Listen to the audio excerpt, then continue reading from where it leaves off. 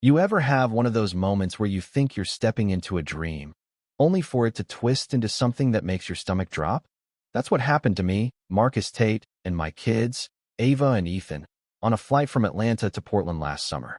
We'd been riding Jaime twins, just 12, had earned first-class tickets to a National Robotics Expo, a reward for their brains, my hustle, and a promise I'd made to show them the world could be fair if you worked hard enough.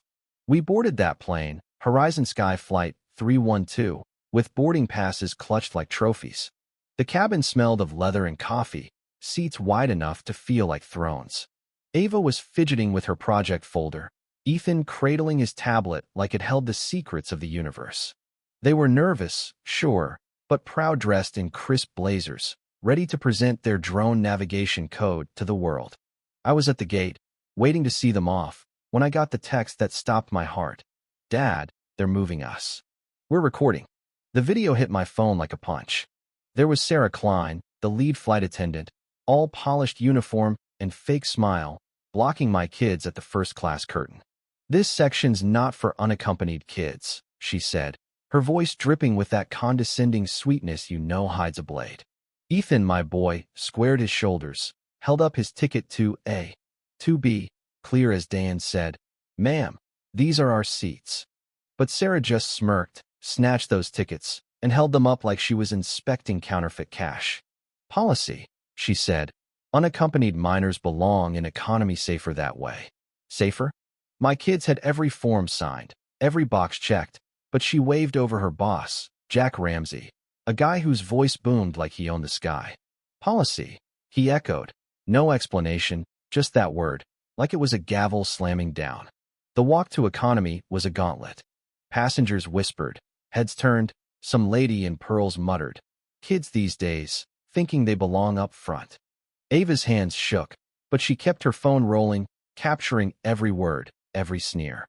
I watched that video, my blood boiling, remembering a time I was 19, kicked out of a tech conference for looking out of place. That sting never leaves you. I wasn't letting my kids carry it alone. I boarded that plane, heart pounding but steady, my old rule ringing in my head. Don't yell, raise the bar. I found Jack in the aisle, gold stripes on his shoulders, acting like he ran the world. "Show me the policy," I said, calm, each word sharp. "Cite the code that says my kids don't belong in seats I paid for." Jack's jaw twitched, but he just doubled down. "It's about safety, sir. No need for a scene." "Safety?" I leaned in, voice low. "Then show me the page in your manual. Or is this just you deciding who fits?" The cabin went quiet, passengers leaning in, a guy in a suit shutting his laptop to watch. Jack stammered, "It's procedure," but I cut him off. "Procedure has a number. Give it to me." That's when Ava slipped me her phone, a photo of their signed forms glowing on the screen, proof they'd done everything right. I held it up, just enough for Jack to see. "This says they belong. So why are they in economy?" A woman in the back murmured, "That's not right." A guy in a tie stood up. "I'm a lawyer, this smells like profiling." The air shifted, like the plane itself was holding its breath. Then a young attendant, nervous, slipped me a note. System flagged their booking. Postcode mismatch. My heart sank. My own company, Tate Systems, built the data pipelines for Horizon Sky's ticketing.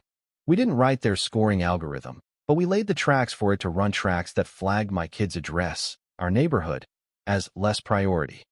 I made one call, right there in the aisle, to Horizon CEO, Lisa Ward. "Marcus Tate, Flight 312. I said, loud enough for the front rows to hear. "My kids were profiled, and your system enabled it. Log this now, ops and legal."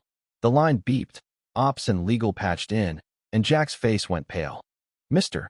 Tate," ops said, "forms checkout." Flag was a manual, overridden and standard. I locked eyes with Jack. "Manual, huh? So this was your call, not policy." The lawyer in 6A stood again. "I'll testify to that." Passengers clapped, slow at first, then loud. Ava whispered, "Dad, I posted the video." I nodded, "Good. Let the truth fly." By the time we landed in Portland, that clip was at 50,000 views, hashtags like rightful seats exploding. At the gate, suits waited, legal, PR, a bank rep from Apex Financial, and a union guy in a windbreaker. In a sterile conference room, I laid it out, for demands. Anti-bias training, real, not a checkbox. Policy citations, no more vague BS. An independent oversight board. And a STEM scholarship for kids like mine who fight to belong. The bank rep nodded. Aligns with our ESG terms. Non-compliance risks your credit line. Jack and Sarah were suspended on the spot. Their logbook lies exposed by the young attendants' leaked data. Crews were incentivized to flag disruptions, targeting the quiet, the young, the different. The story didn't end there. My kids presented their drone project, won a ribbon, not for drama, but for brilliance. I spoke at the expo, told a room of kids, privilege isn't your seat, it's the standard you set. Back home, I rejected a fat offer from a rival airline. We don't jump ship, we fix the cracks. Ava taped her boarding passes together, wrote we belong in marker. That's the truth we carry. But here's the kicker. That algorithm? It's still out there, in other systems, other airlines, deciding who's worthy based on zip codes, names, whatever. Makes you wonder, where else are we being judged by code we can't see? Drop a comment. Tell me, have you ever been pushed out of a place you earned? How do we fix a world where machines learn our biases? Let's talk.